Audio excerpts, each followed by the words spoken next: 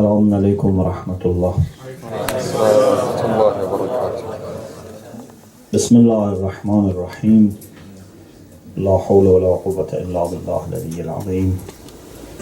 Alhamdulillah rabbil alameen. Wa sallallahu ala sayyidina wa nabiyyina Abil Qasim al-Mustafa Muhammad. اللهم صل على محمد وآل محمد وآله الطيبين الطاهرين لا سيما بقية الله في الأرضين أجل الله تعالى فرجه الشريف وجعلنا من أعوانه وأنصاره. English or Arabic?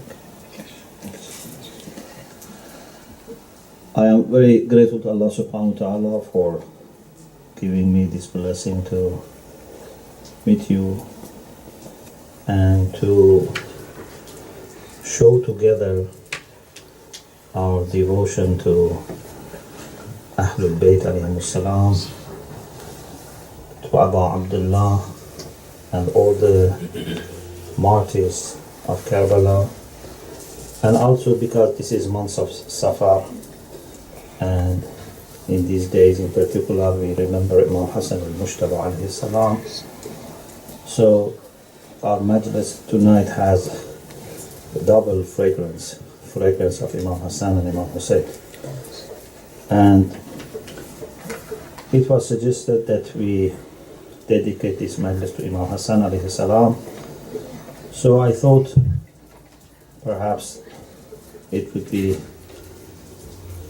very wise to listen together to an advice given by Imam Hassan alayhi salam towards end of his life to Junadah. I'm sure you have heard this beautiful advice of Imam many times, but no matter how many times you have reflected on this, it's always something very powerful and can change our life if we really pay attention to it and put it into practice. The hadith is that when Imam alayhi salam was ill and he was in a very critical condition and was just maybe a matter of a few hours or a few days maximum to his death and to the martyrdom, Junadah visited Imam alayhi salam and said, "A'dhani, O Imam, please give me maw'izah. Please give me advice." You know that everyone is in need of maw'izah. Even Prophet sallallahu alaihi wasallam sometimes had Jibreel to give him maw'izah. Great companions of the Prophet, they were always asking for maw'izah, for advice.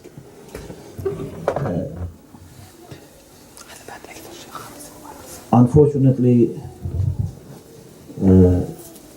we don't have that custom or habit of having people who give maw'izah. We have people who give lectures and sermons, but maw'izah is something which is very special in function, because maw'izah first of all must be coming from someone who is known and recognized as a spiritual person, and also should be specific. Maw'izah normally is not general. Maw'izah has to be directed towards someone or a group who are similar. So it's different from giving a general lecture. Maw'izah is like a prescription that you have to give to a particular person or group who are similar. And if right maw'izah is given, it can do miracles. Like the way Amir al-Mu'minin alayhi salam gave Mu'izah to Hammam.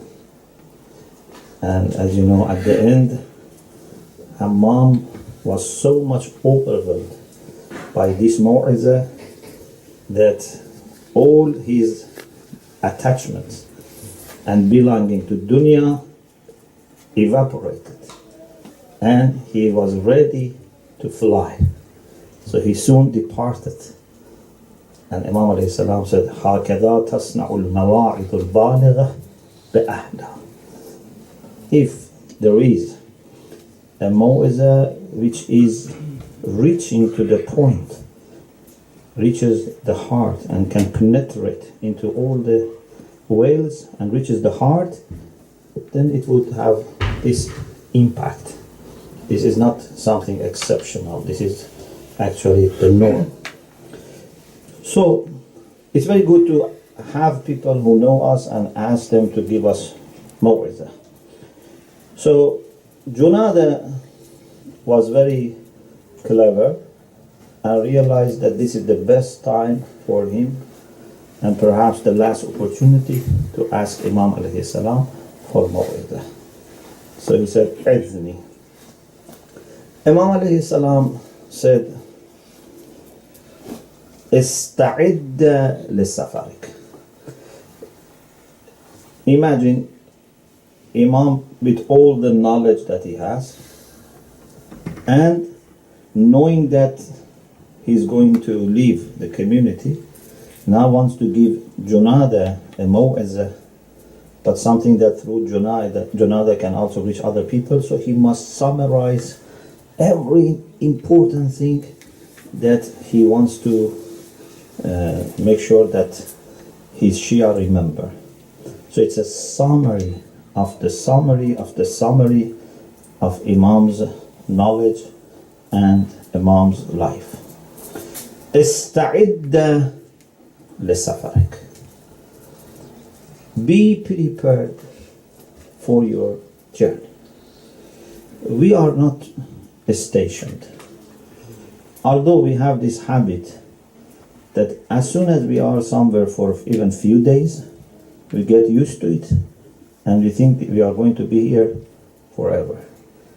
Even people who are put in prison, after some time they get used to their cell and they think this is their home. So sometimes quickly we get attached.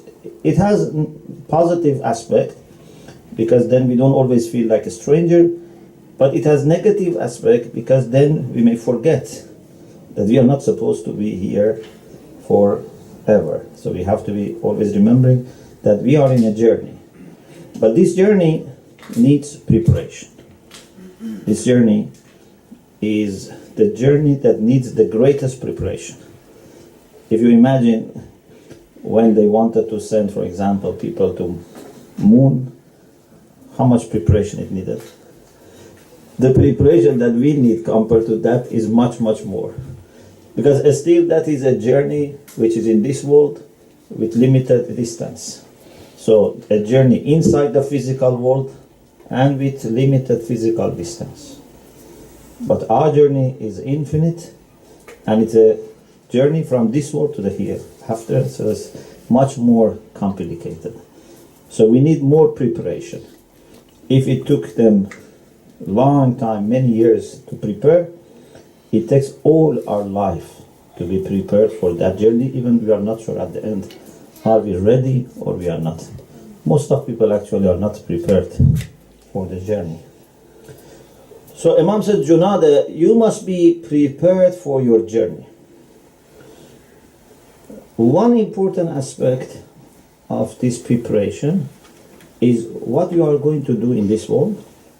For example, if you have debts to pay, if you have, I don't know, family, projects, everything you have to plan so that when you travel to the other world, things, as much as you have control, would be in a good condition. The rest is to Allah subhanahu wa ta'ala. But part of preparation is not for this world. Part of preparation is for what you want to take with yourself. So he says, وَحَسِّلْ زَادَكَ قَبْلَ حُلُولَ أَجَلِكَ. Before your deadline comes, acquire collect your provision. No one is going to send you, and no one is going to supply you over there. It's only you who has sent it in advance. You cannot get it in future, you cannot buy it, you cannot steal it. It's just something that you have to do it yourself. No one else can do it for you. So before the deadline comes, you must prepare your provision. Of course, this means that you must know what can be useful for this journey. You know, imagine, for example, if you want to go to a place and you don't know whether weather is cold there or hot. You don't know. Is it going to be moderate, freezing cold? It's going to be very hot. If you don't know, then you don't know what type of dress you have to take with you, what type of clothes you have to take with you. You don't know, is it a place that you would have, for example, basic accommodation, or it's a place that they provide you with, I don't know, bed, with blanket, towels. So based on the knowledge that you have, you can decide what you need to take. And also based on the duration.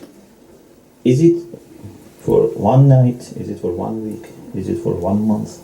Is it for a year? It's for what? So it's very important that you provide yourself with suitable provision, suitable in material, suitable in quantity, suitable in quality, so that you can benefit from it for your journey. But the sad thing is, your time is very limited. You know, sometimes you go to a shop, for example, just few minutes before they close. And although you may have money and you know what you want, but the time is very short. Before you manage to take 2-3 items, they say you have to leave and go to the counter.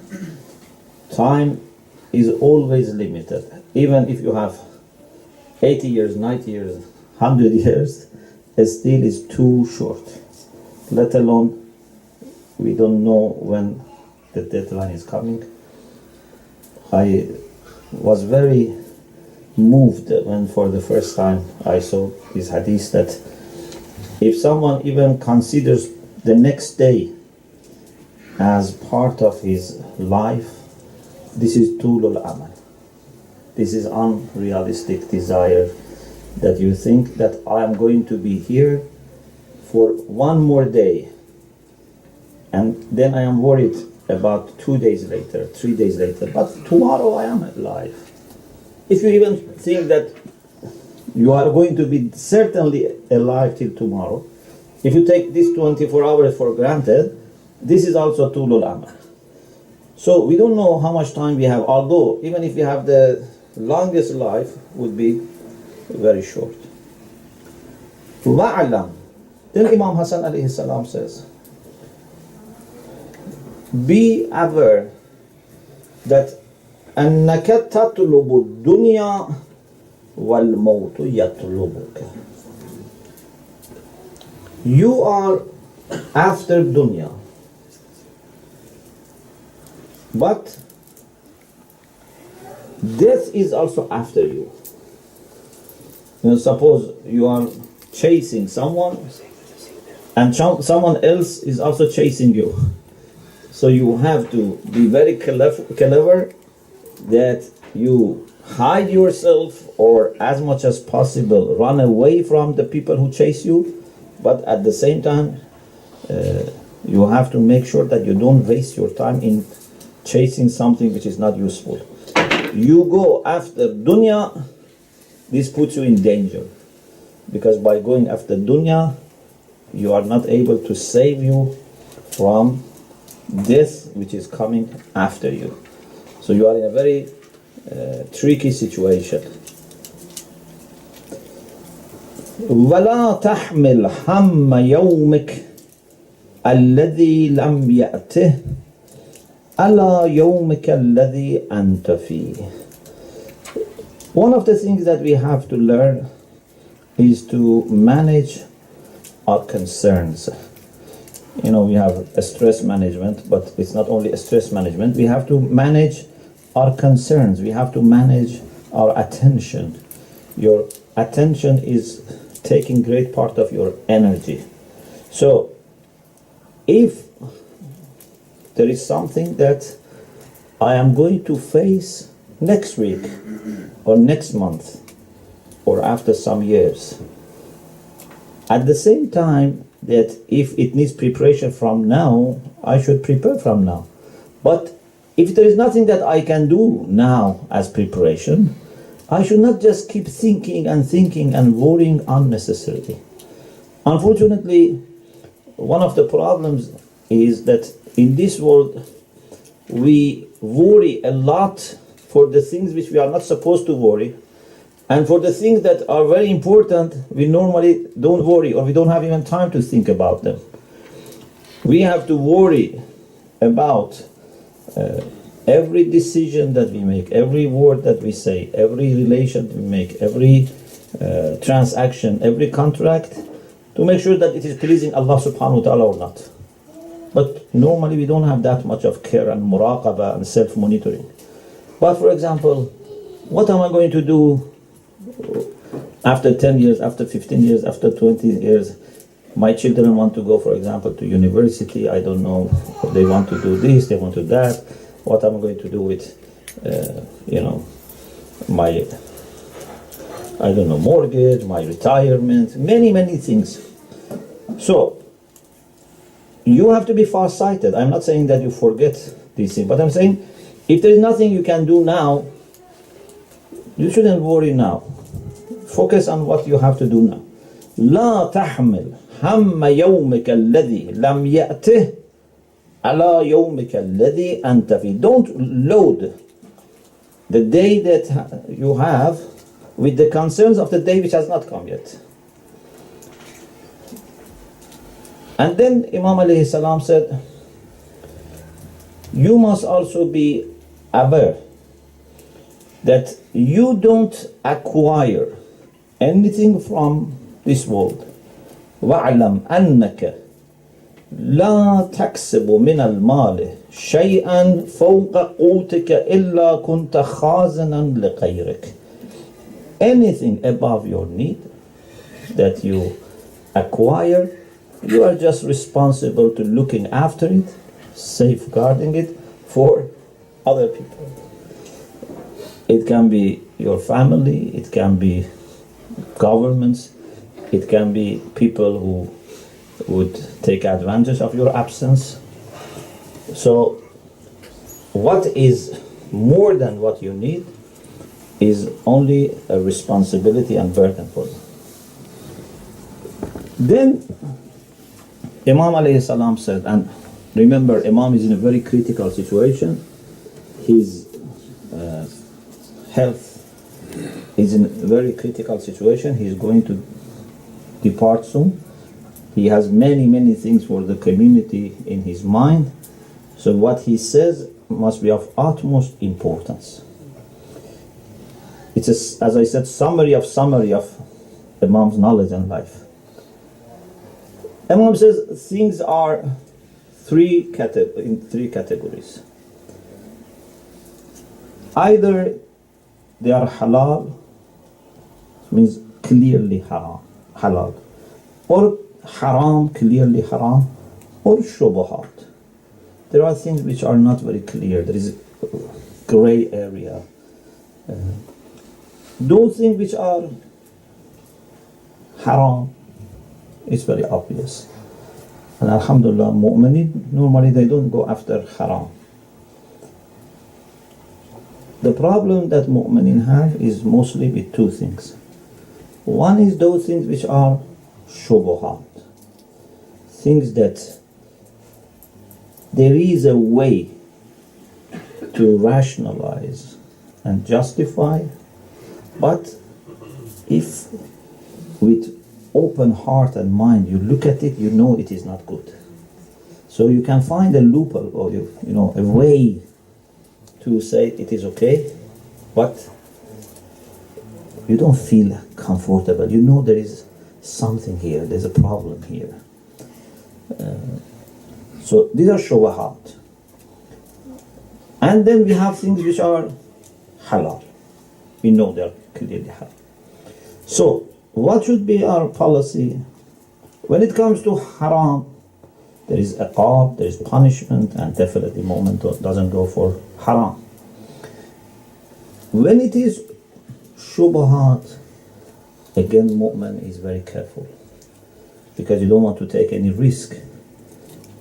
You don't take any risk about your money, you don't take any risk about your health. So how can you take risk with your relation with Allah subhanahu wa ta'ala? How can you take a risk with your eternal happiness?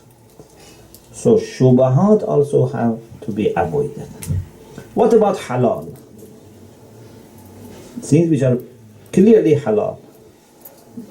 Again, Imam Al Hassan says that even here you must try to be very economical, because even for halal, at least there is questioning, at least there is hisab, and it's not something that you will never be brought back to give account. No, you must definitely give account in a very, of course, uncomfortable situation on the Day of Judgment.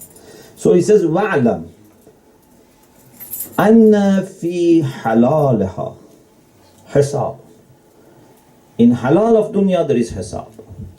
Not in dunya only, of course. In dunya you have to sometimes give hisab, but sometimes people manage maybe to don't give any account in dunya, or at least to don't give account for everything.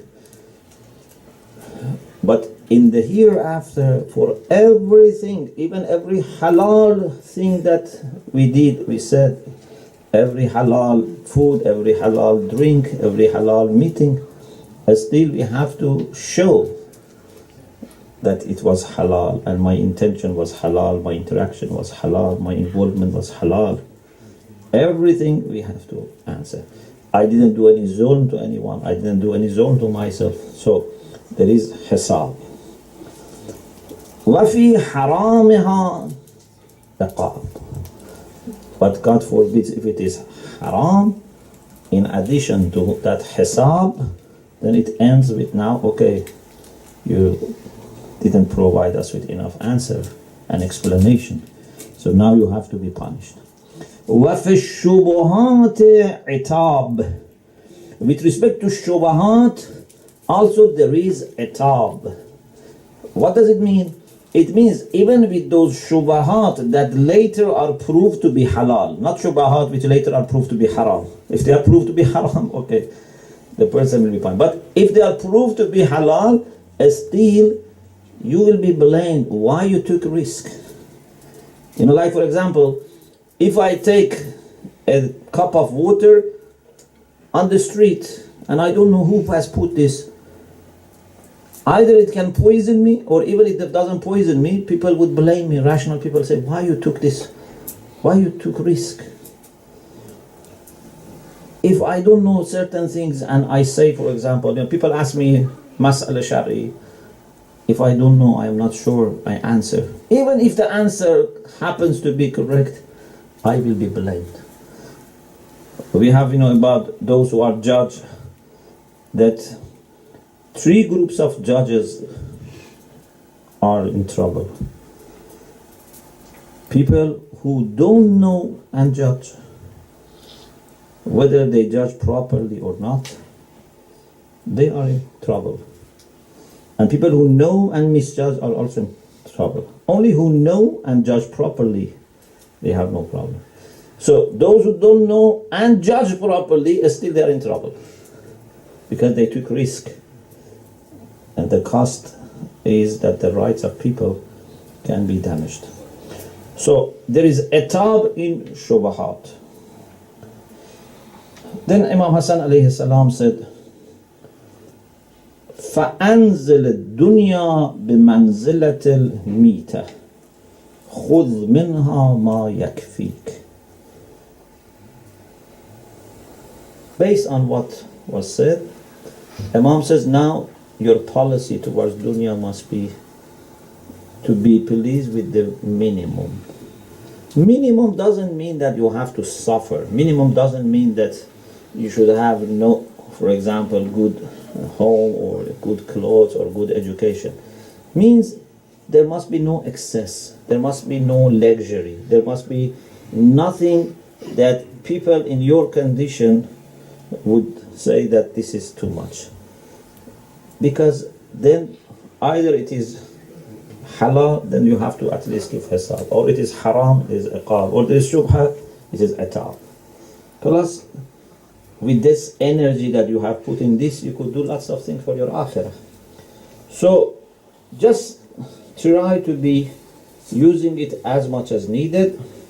And then this famous part, again, this is also very famous, the beginning was also very famous. This is also attributed to Imam Ali alayhi salam. There is a similar hadith from Amir al-Mu'mineen. وَعْمَلْ لِدُنْيَاكَ كَأَنَّكَ تَعِيشُ أَبَدًا.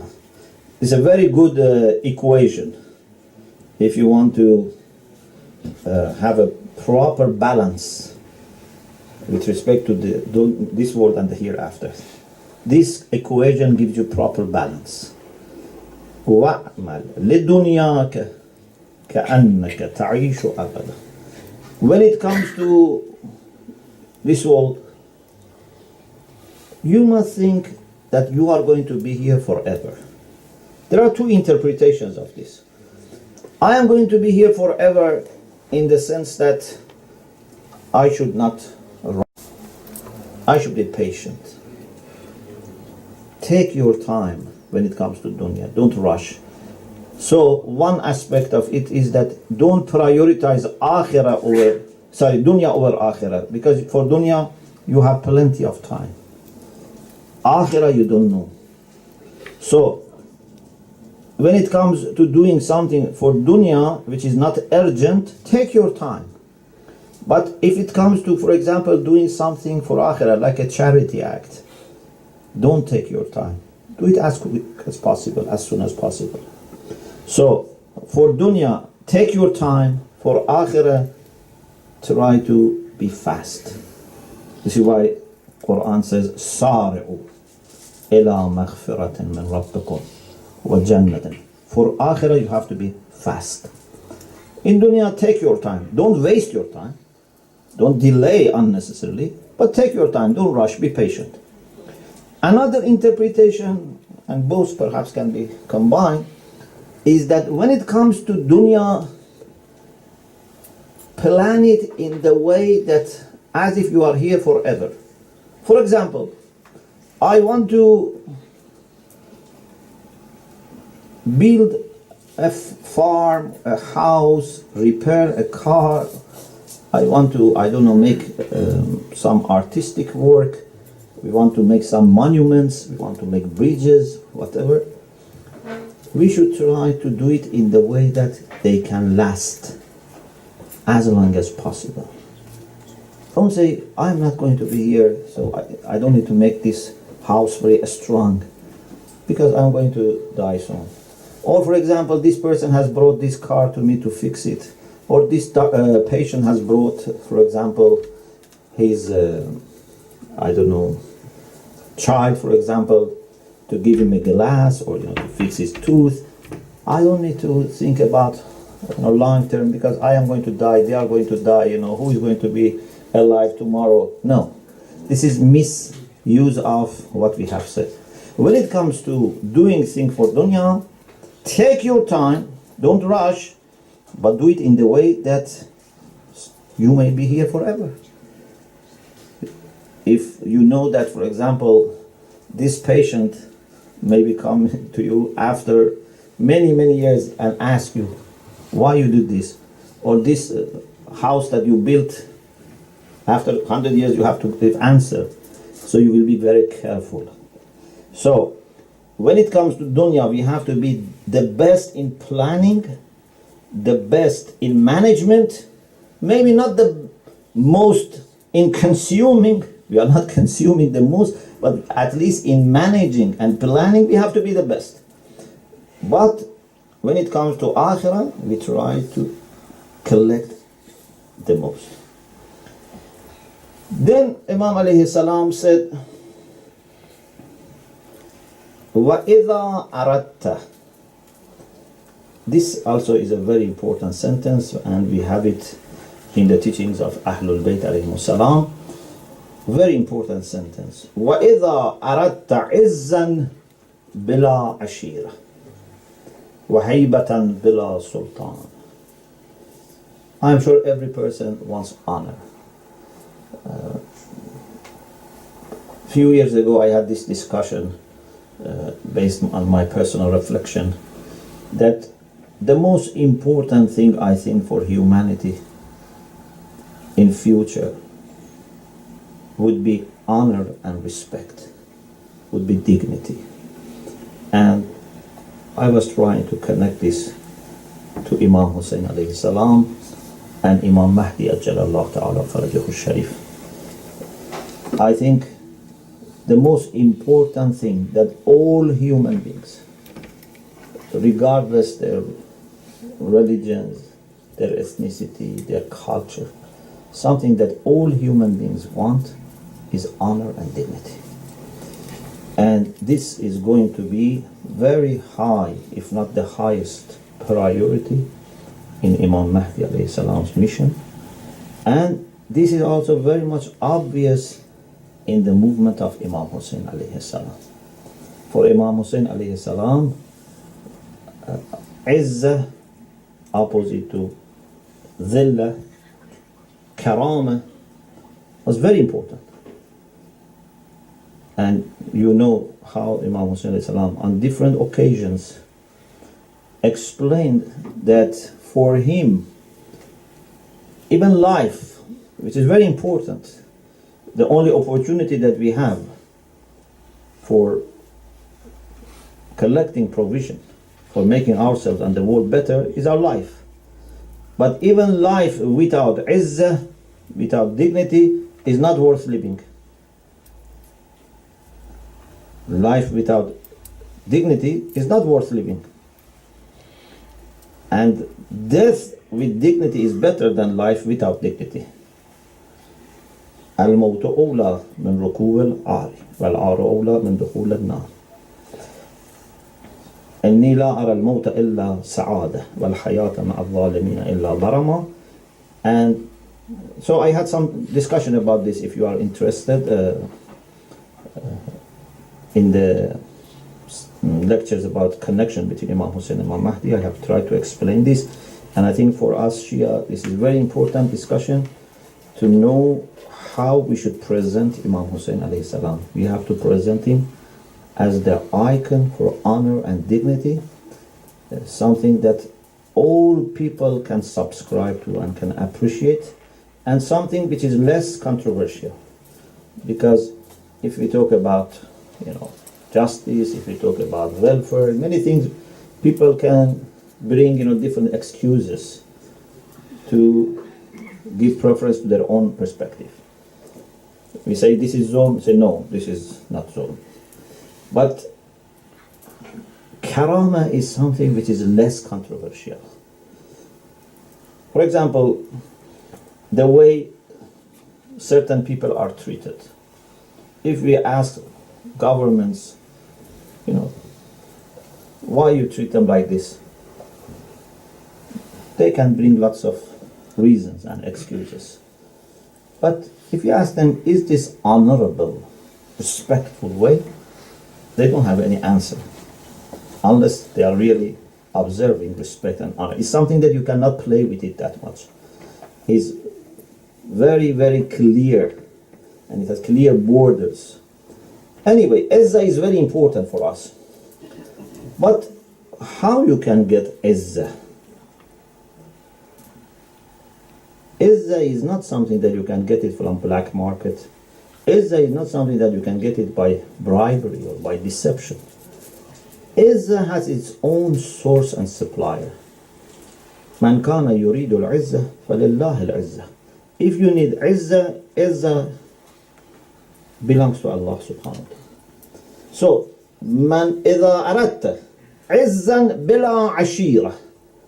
If you want to have dignity and honor and respect, without belonging to a big tribe, big party, big group who would support you.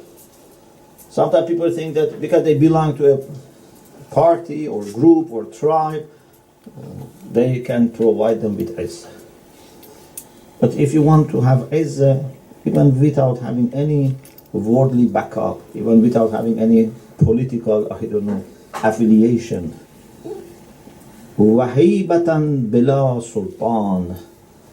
If you want people to treat you with respect and awe without you being in power, because sometimes people, because they are in power, people are afraid and they have to respect them. There is security, there is police, there is guard, there is army, there is prison, so people have to respect them. But if you want people naturally respect you, if you want people with their heart respect you, what's the solution? So, izzah, without belonging to a group, tribe or party, and people's respect and awe towards you without having any sovereignty and kingdom and power. فَخْرُجْ مِنْ ذُلِّ مَعْصِيَةِ اللَّهِ إِلَىٰ عِزِّ طَاعَةِ اللَّهِ. So you must try to make sure that you put yourself in the right relation with Allah subhanahu wa ta'ala. Sinning Allah subhanahu wa ta'ala, disobeying Allah subhanahu wa ta'ala means you have deprived yourself from the source of izzah, which is Allah subhanahu wa ta'ala.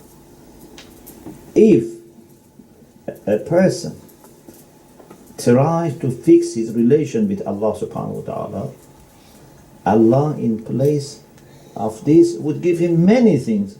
One of the things is that Allah would provide him and cover him with izzah.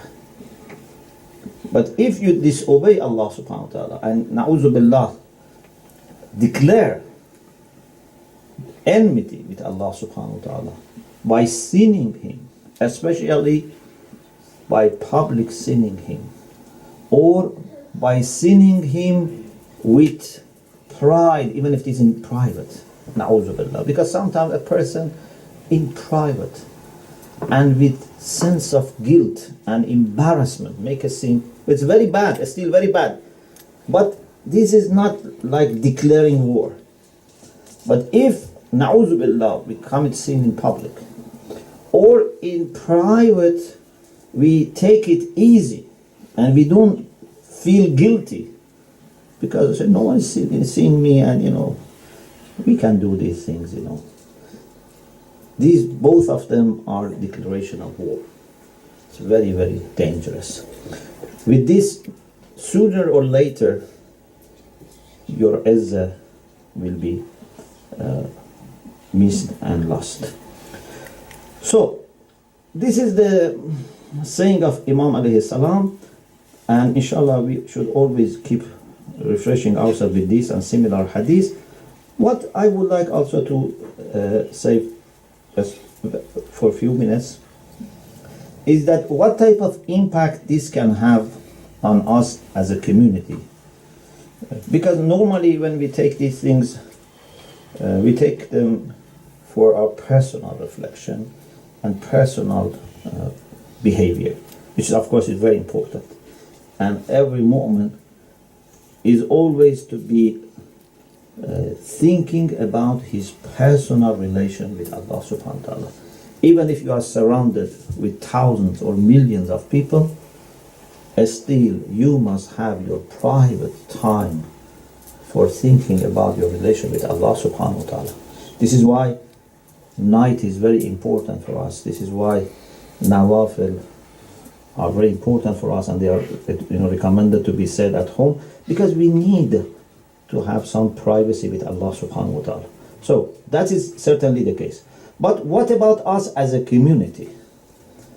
What type of thing we as Muslims, as followers of Ahlul Bayt alayhimus salam, should consider, especially in this part of the world? This is, I think, very important question.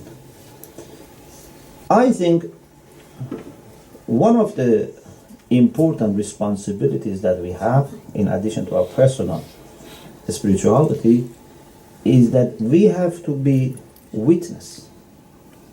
Allah subhanahu wa ta'ala says, كَذَلِكَ جَعَلْنَاكُمْ أُمَّةً وَسَطًا لِتَكُونُوا شُهَدَاءَ عَلَى النَّاسِ. Allah has made this ummah a balanced, a middle ummah. There are different tafsirs for this, but a very famous tafsir is that wasatiyam is balance. So we have to be balanced. And it is not only for ourselves. Allah subhanahu wa ta'ala wants us also to be witness for other people. In the same way that Rasulullah was witness over us, we have to be witness for other people. Allah subhanahu wa ta'ala has brought us from different parts of the world to this land. I don't think we have come here just for personal reasons. Someone for study, someone for business, sometimes people for political reasons, sometimes people are running away from tyrant governments, sometimes there are wars. So these are personal reasons. But in the master plan of Allah subhanahu wa ta'ala, I think Allah subhanahu wa ta'ala has planned that there would be a group of people here, faithful people, who can be witness for people of this land, for people of this world. And this being witness is much more than just we share with them the teachings of Islam and Ahlul Bayt. We talk about Ahlul Bayt, we introduce our beautiful teachings. It's more than that. With our entirety, we have to be witness. Shaheed is not the one who just speaks or writes or makes, movies or puts posts on social media. This is not enough to be shaheed. Witness is the one that their presence, their existence, their encounter is a witness, let alone interaction with them. So we should always think that what is our historical role today in this part of the world? Why we are here? Is there any mission for us? Is there any responsibility that Allah subhanahu wa ta'ala has put on our shoulder as a community or not? We are just here to make sure that we look after ourselves and family, even our spirituality, but in a personal way. I think we have great responsibility and at the same time opportunity that never existed in the past to be witnesses for those things that we believe, for those things which are dear to us. But we have to be reflecting them. We have to be exhibiting them with maximum ease, maximum access. And that is when it becomes naturally coming from us. When something is naturally coming from you, people easily get it. But if it comes through words, then they need interpretation, they need confirmation, they need to do lots of checking to make sure there is honesty, so many things.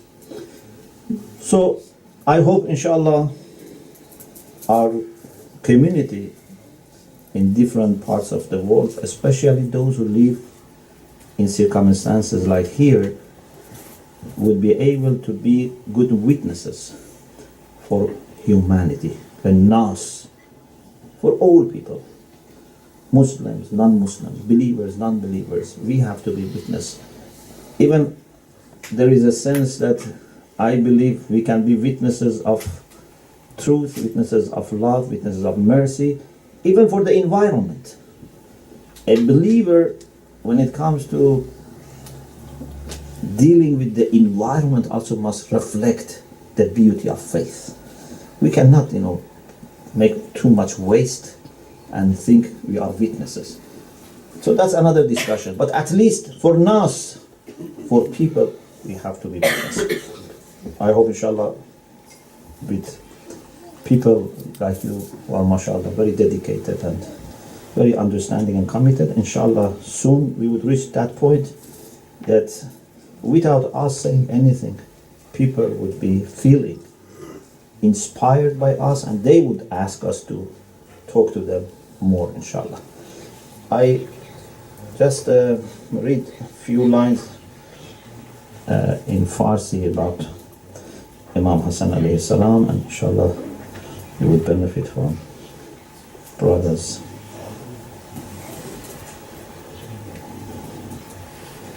اللهم صل على محمد اللهم صل على محمد وآل محمد. You know that Imam Hassan alayhi salam had very difficult life. The best part of Imam's life was at the time of the presence of Prophet Muhammad sallallahu alaihi wasallam. But even that time was not easy time.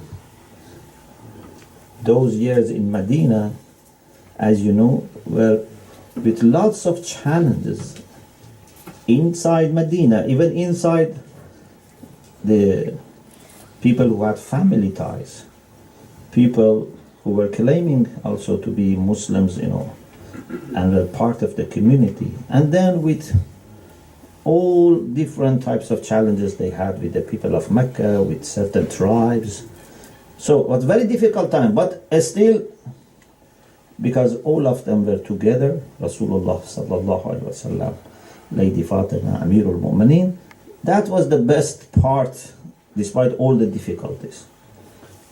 But then, the demise of the Prophet, the demise of Lady Fatima, those 25 years that Amirul Mu'mineen alayhi salam says, Sabartu wa fil ayna qadha wa fil halq shaja. Then you must understand, if this does this to Amirul Mu'mineen, what would it do to Imam Hassan and Imam Hussein as a young, men? When Imam was so much under pressure, for sure, his family were also so much under pressure. And then the difficulties of 5 years of Amirul Mu'mineen's caliphate, Safin, Nahrawan, all these Jamal difficulties. And then after that, when Imam becomes the successor and becomes the Imam, and for Muslims Khalifa, then how to deal with Muawiyah, and all the things that you know. Unfortunately, we don't have time, about the way that even people in his own camp and his own army did not trust his leadership, questioned his decisions. They used to address him without due respect. It was very, very difficult. So the life of Imam Hassan alayhi salam is a very, very challenging life, and this is why we all as Shia have this clear association between Imam Hassan alayhi salam and patience and suffering and hilm, because that life without patience and forbearance could never be lived. And the martyrdom of Imam Hassan alayhi salam, that says everything about his life and about his condition. The fact that your wife is happy to cooperate with your enemy, with Muawiyah, and by taking some money, and by being promised to marry Yazid, is happy to poison you, it says a lot. That even Ahlul Bayt in their own house, they were not comfortable. Even in their own house, they were not able to trust. Of course, they were so kind and so patient that they were not treating people with a kind of dictatorship that as soon as they don't trust someone, they kill them, they punish them, they send them away. No, they were trying to be maximum manifestation of mercy of Allah subhanahu wa ta'ala. And as long as someone has not committed a crime, they were not going to question that person. But they were suffering. So Junadah was promised to marry Yazid and was given 100,000 dirham, and she accepted to poison Imam Al Hassan. It's very, very painful how Imam was treated even inside his family. And then when he passed away, the way they treated his body. So it was not enough that during his life he was denied respect, even his body was denied respect. از ماتم حسن همه کون و مکان گریست. From the tragedy of Imam Hassan alayhi salam, the whole world and the whole space cried. چون در کنار او شه لب تشنگان گریست. Especially when the king of the thirsty people cried while he was sitting next to him. Imam Hussein alayhi salam came to visit Imam Hassan when Imam Hassan was in a very critical situation. He cried when he realized that Imam is going to depart soon. زهر جفا چو بر جگرش کارگر شدی، زهرا و مرتضا و نبی در جنان گریست. When the poison of injustice was able to damage the liver of Imam and threaten the life of Imam, Lady Fatima, Amirul Mu'minin, and the Prophet also cried, but in heaven. So not only Imam Hussein cried next to the body of Imam Hassan, but Lady Fatima and Imam Ali and the Prophet also cried in heaven. زینب چو دید لخت جگر از برادرش، چندان گریست که از علمش آسمان گریست.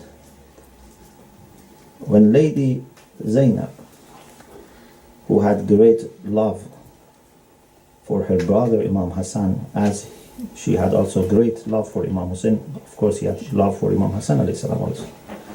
When she saw that this blood or parts of the liver of Imam, of her brother, she cried so hard that even the sky cried for the pain in the heart of Zainab. عباس نوجوان به کنار جنازه اش، بر سر زنان ز ماتم شاه جهان گریست. Hazrat Abbas, who was younger at that time, but he was also witnessing, and next to the body of Imam Hassan alayhi salam, he was also crying.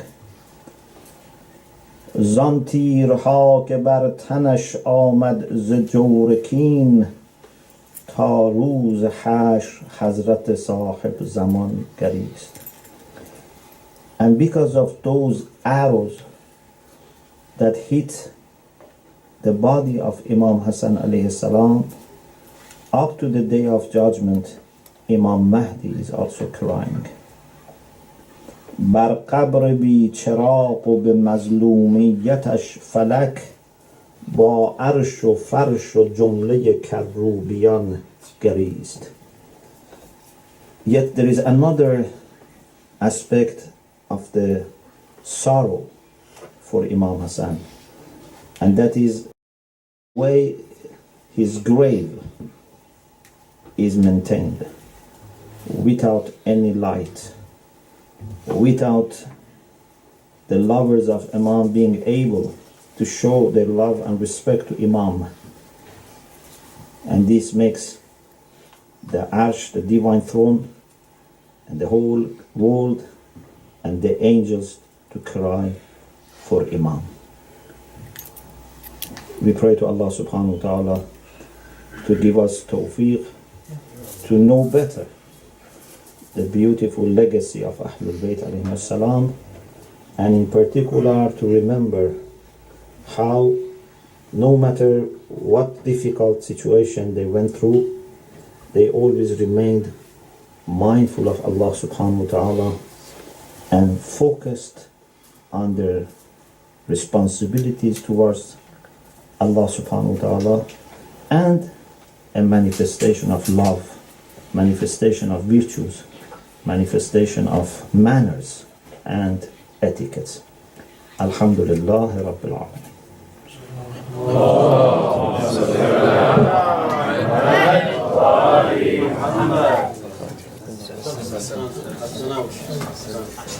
نستقبل بالصلوات السيد حسين الصالح نائب السلطان.